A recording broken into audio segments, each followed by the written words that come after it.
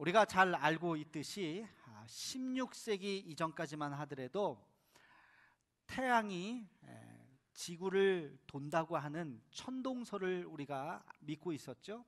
과거의 사람들은 그렇게 모든 것의 중심이 우리 지구, 이 땅이었고 하늘이 돈다고 생각하고 있었습니다. 이것을 천동설이라고 그랬죠. 이건 단순히 과학적으로, 그 당시에 과학적인 사실이 아니라 그것은 그들의 신앙 고백이, 중세 사람들의 신앙 고백이 담겨져 있었던 것입니다. 하나님이 천지를 창조하셨기 때문에 우리 인간이 우주의 중심이고 하늘이 돌아야지, 별이 돌아야지, 해가 돌아야지 우리가 도는 것이 아니라고 하는 그들의 신앙 고백이었습니다.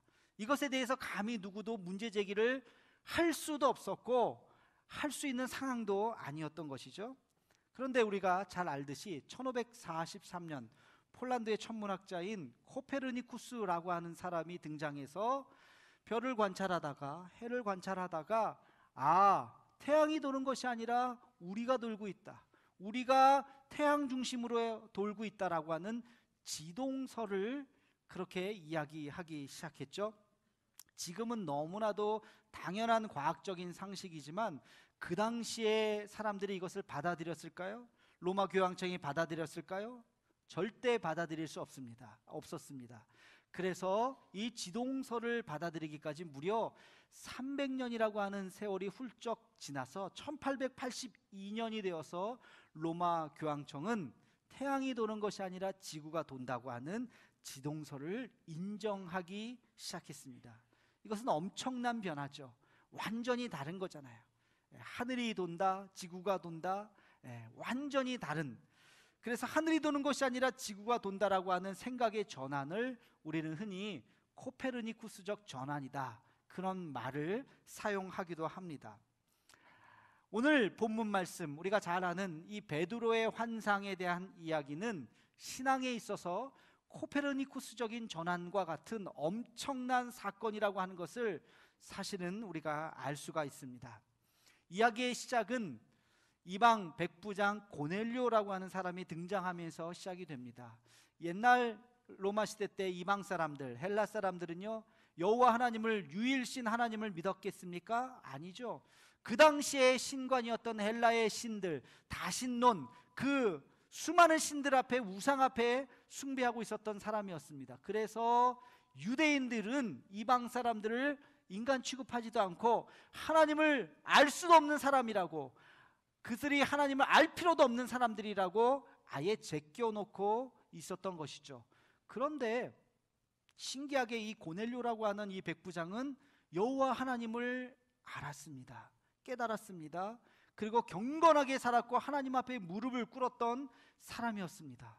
어느 날 하나님께서 베드로에게 나타나셔서 고넬료라고 하는 사람을 만나도록 하시는 그 장면이 오늘 사도행전 10장에 등장하고 있습니다. 여러분, 근데 한 가지 문제가 있었어요. 베드로도 유대인이었기 때문에 이방 사람들에 대해서 거부하고 있었어요. 저 사람들은 예수님을 알 필요도 없고 알 수도 없는 사람들이라고 생각하고 있었던 것입니다. 그래서 이 복음은, 예수님의 이 복음은 오직 유대인들을 향해서만 내가 복음을 전해야 되겠다라고 베드로조차도 생각하고 있었던 것입니다. 바로 그 생각을 하나님이 깨트려야 했던 것이죠. 그래서 하나의 환상을 보여주셨어요. 우리 함께 같이 오늘 본문 말씀 11절 12절 말씀을 같이 한번 읽어보도록 하겠습니다. 시작. 하늘이 열리며 한 그릇이 내려오는 것을 보니 큰 보자기 같고 네 귀를 메어 땅에 들이웠더라. 그 안에는 땅에 있는 각종 네 발 가진 짐승과 기는 것과 공중에 나는 것들이 있더라. 아멘. 어느 날 이제 환상이 그 눈앞에 펼쳐졌어요. 하늘에서 보자기가 네 귀를 매달고 쭉 떨어져요. 이게 뭔가 하고 마침 시장하기도 하고 이렇게 봤더니 짐승들이 그 안에 있는데 음성이 들려요. 잡아먹으라. 그래서 뭔가 하고 봤더니 어머, 그 안에 부정한 음식들도 있었어요. 레위기 11장에 보면 유대인들이 먹을 수 있는 음식과 먹어서는 안 될 음식이 구별되어서 나옵니다. 예를 들면 짐승들 중에서도 4발 달린 짐승은 먹을 수가 있어요. 굽이 갈라진 것은 먹을 수가 있어요. 그런데 발이 없이 기어다니는 것, 예를 들면 뱀 같은 거, 기어다니지, 이런 것들은 먹을 수가 없어요. 먹어서는 안 돼. 부정한 음식이에요. 물고기 중에서도 비늘이 있는 것은 먹을 수가 있어요. 비늘이 있는 생선은. 그러나 비늘이 없는 거, 비늘이 없는 게 뭐가 있어요? 문어, 오징어, 이런 것들은 먹을 수가 없어요. 우리도 그거 먹을 수가 없죠? 왜 먹을 수가 없어요? 없어서 못 먹잖아요. 없어서. 뱀이 얼마나 귀한 건데 몸보신 하느냐고.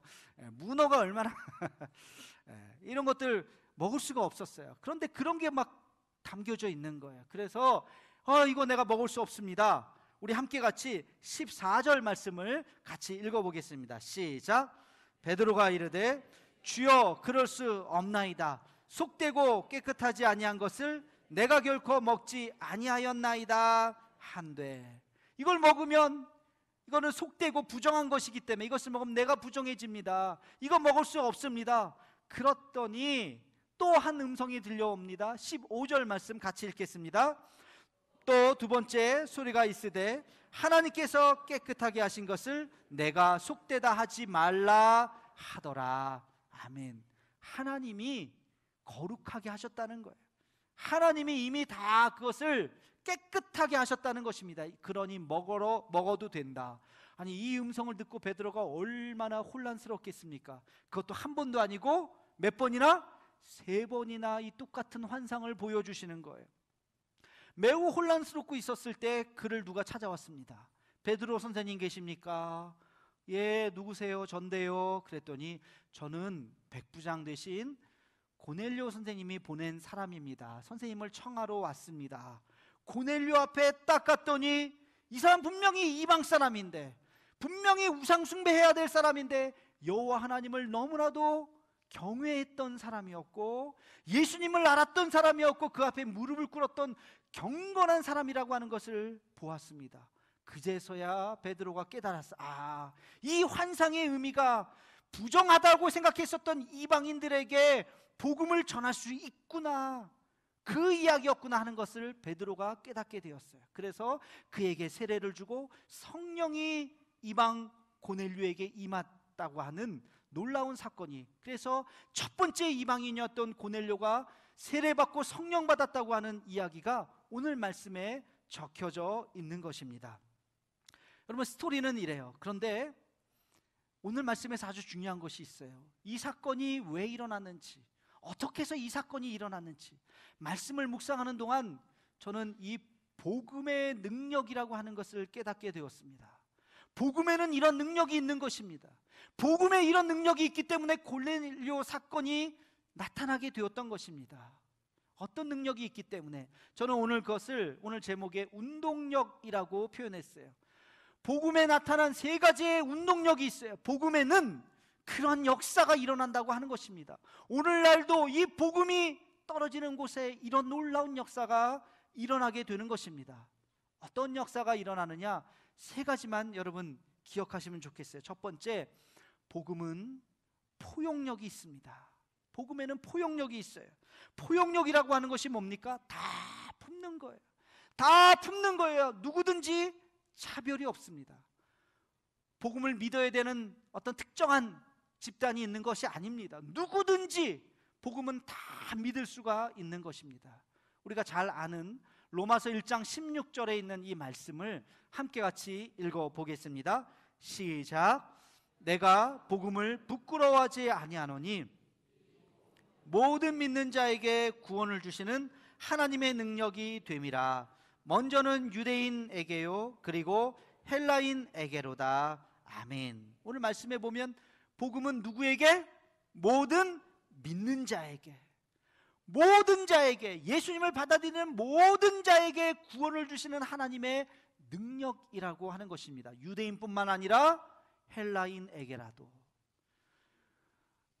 골로새서에 가면요 더 구체적인 이야기를 합니다. 골로새서 3장 11절 말씀 함께 같이 읽겠습니다. 시작. 거기에는 헬라인이나 유대인이나 할레파나 무할레파나 야만인이나 수구디아인이나 종이나 자유인이 차별이 있을 수 없나니 오직 그리스도는 만유 안에 계시니라. 아멘. 복음에는 차별이 없다는 것입니다. 유대인이나 헬라인이나 그뿐만 아니라 할례 받은 사람이나 할례 받지 않은 사람이나 종이나 자유인이나 누구든지 차별이 없다는 것입니다. 복음을 믿어야 하는 사람과 믿어서는 안 될 사람 구분이 있나요? 없어요. 아무런 구분이, 누구든지 복음 앞에는 다 열려져 있는 사람입니다. 여러분, 그렇게 전도해도 5년, 10년, 아니 20년, 30년 전도해도 교회에 안 나오는 사람들이 있죠. 아유, 저 사람은 하나님이 버린 사람인가 보다. 아니요, 아직 때가 안 됐을 뿐이에요. 누구든지 우리는 다 그를 위해서 기도해야 되고, 누구든지 다 주님 앞에 돌아올 수 있는 사람인 줄로 믿습니다. 심지어는 타종교에 있는 사람도, 여러분, 불교에 있는 스님들 보면 아이고, 저 사탄의 사람들, 이렇게 생각하면 안 돼요. 그들도 언젠가는 하나님 앞에 돌아와야 하는 전도 대상자라고 하는 사실을 잊어서는 안 될 것입니다. 복음은 누구든지 믿을 수 있고, 복음 안에 있을 때 우리는 새 힘을 얻을 수가 있는 것입니다.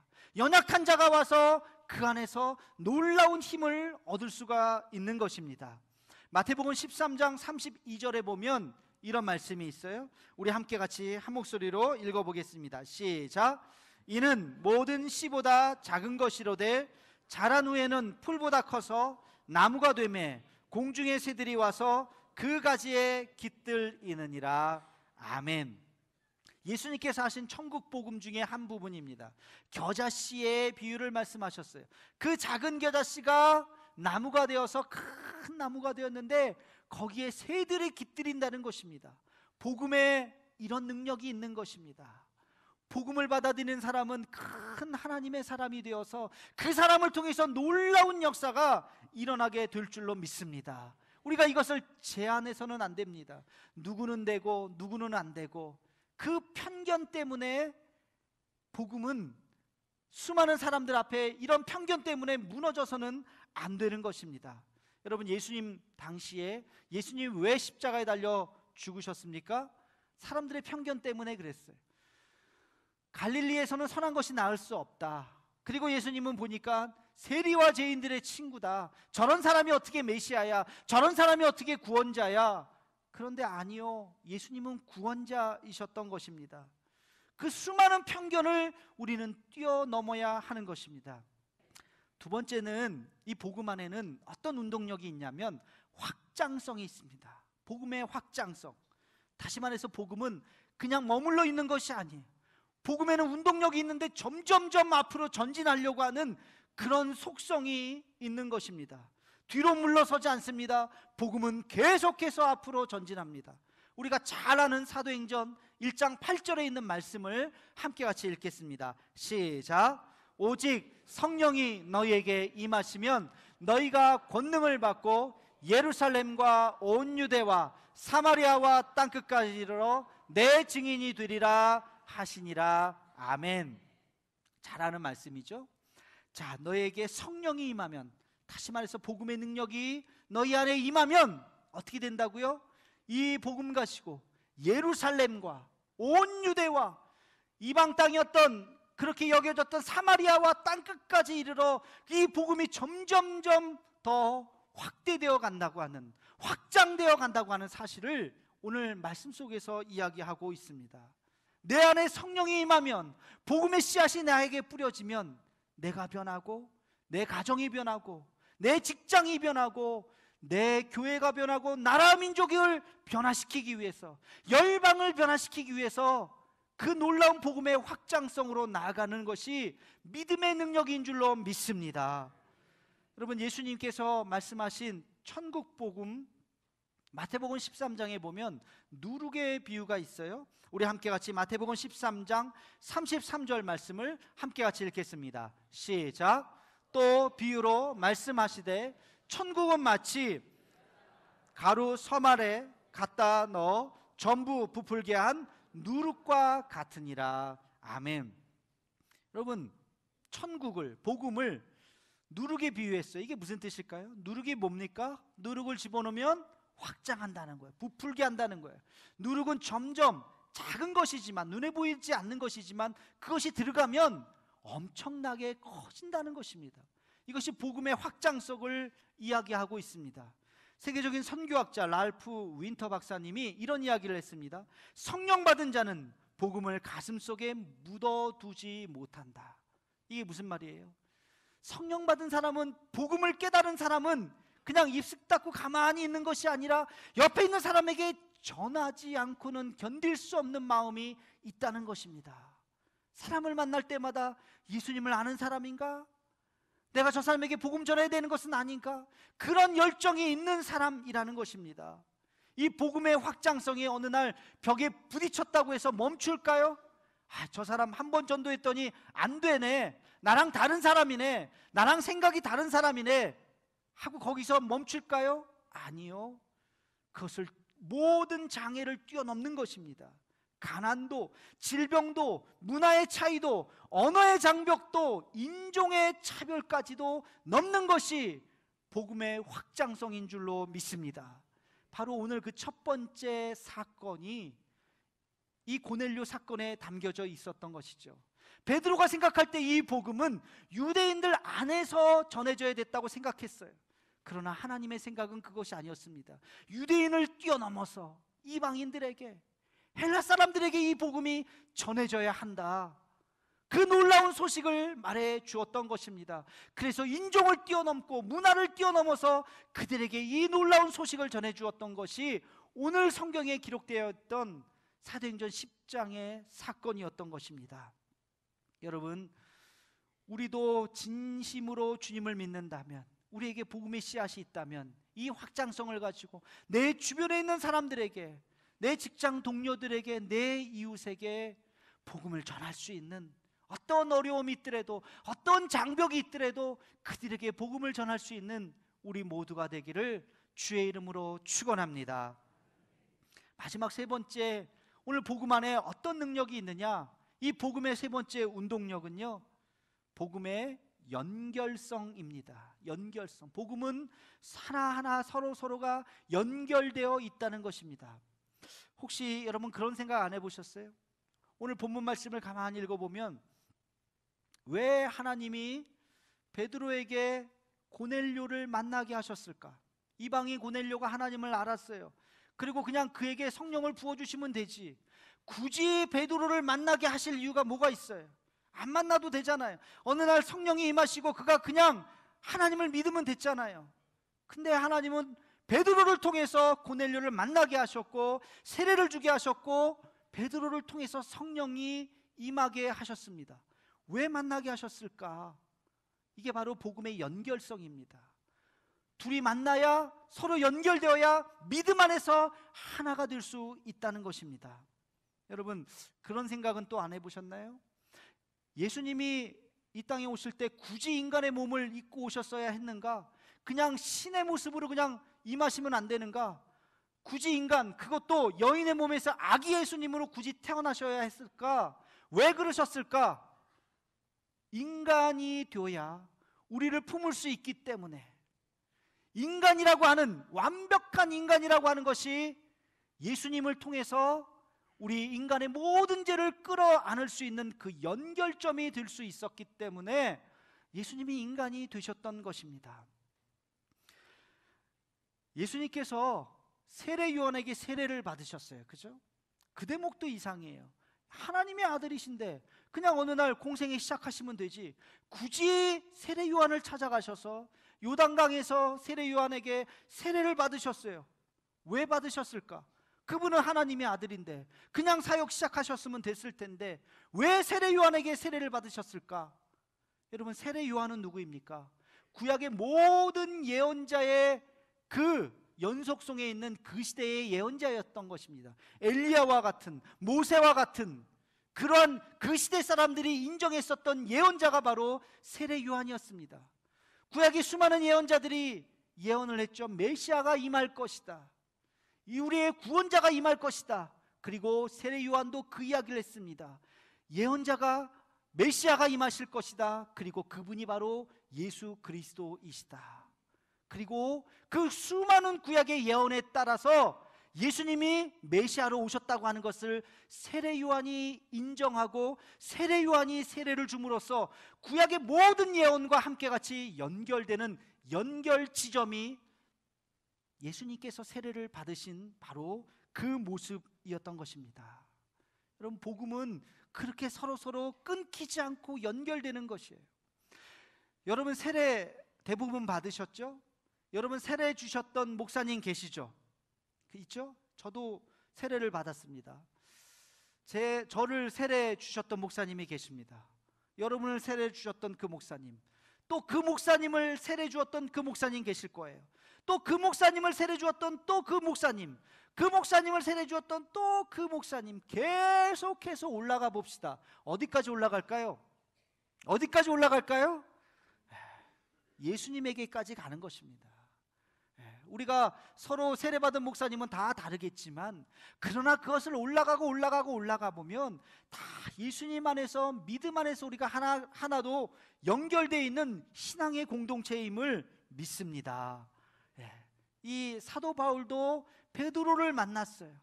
베드로와 함께 같이 예루살렘 교회에서 신앙 공동체로 믿음 안에서 함께 같이 신앙생활을 했다는 것입니다. 우리가 함께 같이 연결되어 있다는 것이죠. 이 복음의 연결성이라고 하는 것은 두 가지로 나타납니다. 하나는 공간의 연결성, 그리고 또 하나는 시간의 연결성입니다. 공간의 연결성은 뭘까요? 우리가 이제 다른 지역에 가서 복음을 전하는 거예요. 입에서 입으로, 손에서 손으로, 전도에 미련한 곳으로 직접 걸어가서 복음을 전한 것입니다. 114년 전 서양의 선교사님이, 미국의 선교사님이 이곳까지 와서, 여기에 와서 비행기 타고 그냥 몇 시간 만에 오지 않았을 겁니다. 몇 날 며칠을 배 타고 걷고 말 타고 그렇게 불편하게 이곳까지 와서 교회를 세우고 복음을 전했을 것입니다. 그 연결성, 이 공간의 연결성이 있었기 때문에 여기에 그 당시에 복음이 전해질 수 있었던 것이죠. 지금 우리도 마찬가지죠. 선교를 합니다. 이웃에게 복음을 전합니다. 이 연결성으로 우리가 지역사회로 나가는 것입니다. 공간의 연결성뿐만이 아니라 시간의 연결성도 필요한 거예요. 시간의 연결성은 뭘까요? 다음 세대로 복음이 전해져야 되는 것입니다. 나만 믿는 것이 아니라 내 자녀들에게, 부모님에게 물려받은 이 신앙 내 자녀에게, 또 그들은 또 그 자녀에게 100년, 200년이 흘러가면서 이 복음이 전달되어야 하는 것입니다. 다음 세대로 우리가 이 시간을 거슬려서 세대에서 세대로 이 복음을 전해 주어야 하는 것입니다. 이것이 우리에게 맡겨진 이 시대의 사명인 줄로 믿습니다. 복음은 서로 연결되어 있어요. 서로 연결되면서 주 안에서 우리가 하나가 되어야 할 줄로 믿습니다. 손에서 손으로, 입에서 입으로, 세대에서 세대로 이 복음이 전해져야 하는 것이 우리의 사명인 줄로 믿습니다. 여러분, 오늘 이 사건은 단순히 그냥 고넬료가 한 가정이 예수님 믿었다 하는 것이 아니라 복음이 어떤 능력이 있는지, 복음이 어떤 포용성을 가지고 편견 없이 누구에게든지 복음이 전달되어야 한다는 이 사실을, 그리고 복음은 점점 더 확장이 돼서 더 많은 사람들 앞에 더 넓게 퍼져가야 한다는 이 사실을, 그리고 모든 사람들이 주 안에서 함께 같이 연결되어 있다고 하는 이 사실을 이야기해 주고 있는 것입니다. 이 믿음 가지고, 이 복음의 능력 가지고 이번 한 주 우리도 힘있게 주의 복음을 전하며 살아가는 우리 모두가 되기를 주의 이름으로 축원합니다.